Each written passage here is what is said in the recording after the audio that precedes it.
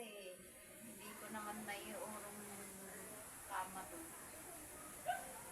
May patay mo dada siguro. Mabaho. Eh, siyempre pag masarap ang tulog ko, na siguro ako, eh, dinalanghap ko lahat yun. Sa Bahay Jessic, isang araw, isang tabletas. Hindi, dito na Isang lang. araw. Saglit lang. Isang araw, magaling na. Yung sama ng pakiramdam, matatanggal yun. Anohan ko tawagan. Tapos ganun pa rin yung play my, duduruan nyo lang. Si ate, Yun, si Kasi nga, nakaraan dudura. din, Kasi nga, wala rin naglilinis. sila. Tapos kamay. Kaya din pa pag tumatawag. Nakausap. Baka kaya din pag tumatawag ka, hindi niya alam kasi walang wifi ka lang, Kuya Charles. Nandun sila. Nandun sila. Kahapon lang yon, tsaka ngayon, matutulog sa bahay. Halos salitan na natutulog sila.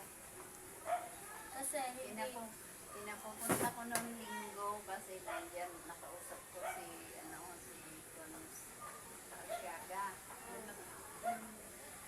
Mataas ang tungkulin yan sa amin. Yung pala, kailangan pala ng pasok niya, nakapangalan. Yung kumbaga, yung rekomendasyon niya. Eh, si ate mo direkta, di ba? Sabi ko, kasi kung nagdirekta yung ako ko doon.